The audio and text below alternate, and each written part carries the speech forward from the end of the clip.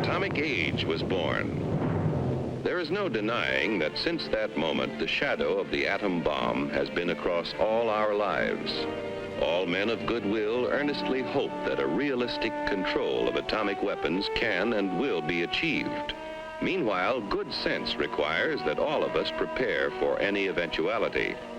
But wisdom demands, too, that we take time to understand this force.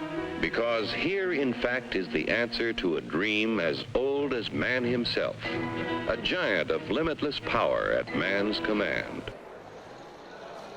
I was born in Winslow, Arizona. Winslow is in between Holbrook and Flagstaff. It was a fun little community to live in.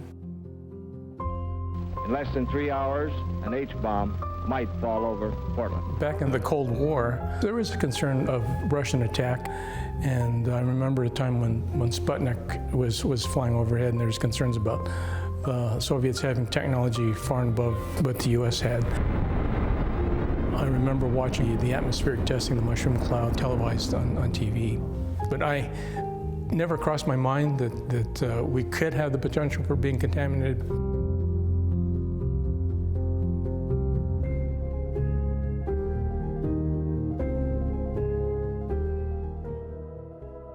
I always had an interest in technology. Going through high school, we got to work with computer punch cards of all things that we actually wrote programs out on and used punch cards and created our programs out of these and submit them through the Northern Arizona University. They had a computer there and we could actually run our programs to see how things would work.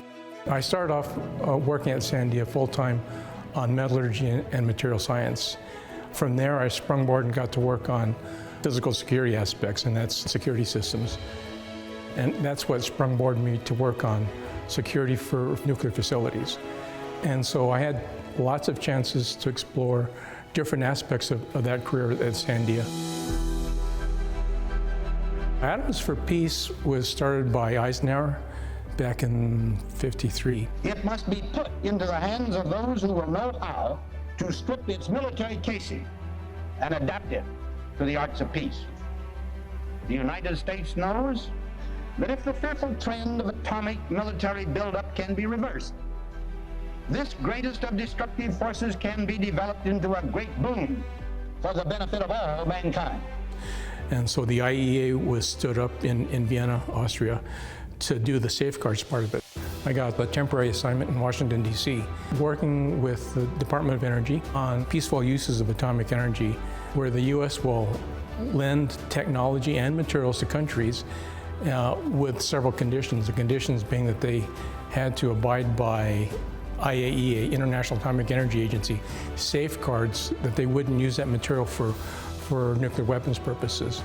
And the other condition was that, in addition to the safeguards, was a physical security aspect of the material, since the material had to be also secure from people stealing it and using it for other purposes. The peaceful uses agreements included both safeguards and security. And so if you look at it, safeguards is on a broad scale, it's more of a national threat, in that you want to keep the country from using materials for wartime purposes. And security is you want to keep the bad guys, which I call the sub-national actors, from using materials for their purposes. The U.S. was exporting a lot of this highly enriched uranium to different countries to be used in their research reactors. The research reactors would be used for producing things like isotopes, as well as doing experiments on them, making nuclear medicine. Information about the beneficial uses of atomic energy knows no national boundaries. The facts are available today, for nuclear energy isn't waiting to help people everywhere in some brave new world of the future. The peaceful atom is here now to serve what President Eisenhower has termed the needs rather than the fears of mankind. Nuclear reactors or atomic furnaces like this one provide the product that makes possible practical applications of nuclear energy. That product is the radioisotope, the atomic tracer, a common element tagged with radiation like a sheep with a bell. And because they are tagged, they can be traced, thus giving scientists, engineers, and doctors worldwide an invaluable tool for research and money-saving applications into biology, medicine, health, agriculture, and industry. I went to a lot of different research reactors throughout the world, just looking at their security aspects. And it was an interagency group that consisted of Department of Energy and the State Department and Department of Defense and the Nuclear Regulatory Commission. We'd go to these different countries and try to establish a dialogue with them. Not so much that we're here as inspectors, but we're here to see what you're doing, just exchange of information. And they would open up to that a lot more than for us to say that we're here to inspect what you're doing. And the irony is that the big condition on that export material was that the ownership belonged to the U.S. It stayed ownership with the U.S. And so we referred to that as U.S. origin nuclear material. And so when it goes through the reactor cycle, anytime it gets pulled out as spent fuel, it still belongs to the U.S. and the U.S. has a right to retrieve it. And that was good for the country because they didn't have to deal with these piles of spent fuel. The U.S. would bring it back, reprocess it, and extract out the bad stuff and repackage it and ship it back out again. Some of the nuclear material in Iran came from the U.S. and it's still there. It was highly enriched uranium in some cases, so U-235 enriched as much as like 80 or 90%. It's almost weapons usable material. Like most people of the Middle East, Mustafa wants the benefits of mechanized civilization. Change is coming.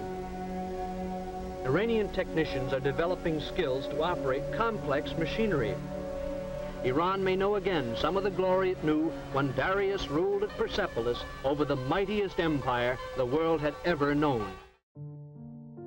I know that I spent a lot of time working with what was the Soviet Union. One thing of interest was that radiation workers in Russia got higher pay for doing their work as opposed to the U.S. U.S. just had, everybody gets this pay and that's your salary.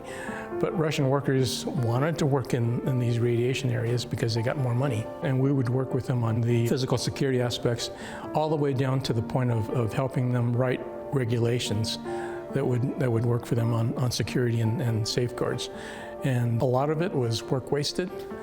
On the other hand, a lot of it was work good because I think we could establish a relationship and rapport with the Russians, for example, or whatever country we happen to be in. The places that we would go to and overseas, the facilities were really contaminated, and we walked amongst the stuff and the dirt, and we would put on PPE, personal protective equipment, coveralls and that sort of thing, but that stuff we knew would not keep us safe. But that's what the host insists we wore, and we would wear the radiation badges, and the stuff wouldn't get checked. I just knew that. I had a chance, as I mentioned, to spend quite a bit of time in Russia and the Soviet Union and a lot of the republics that spun off from the Soviet Union.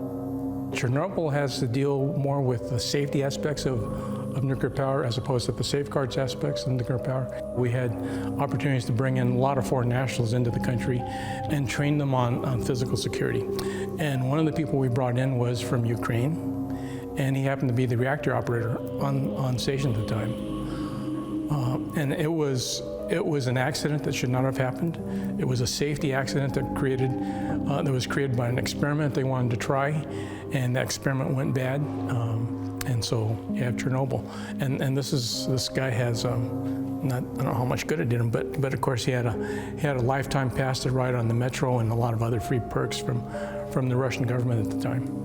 It's when you have the bad actors who unintentionally want to create an accident like that, that's outside the scope of what the reactor was designed for. That's not something that we in the U.S. have much control over.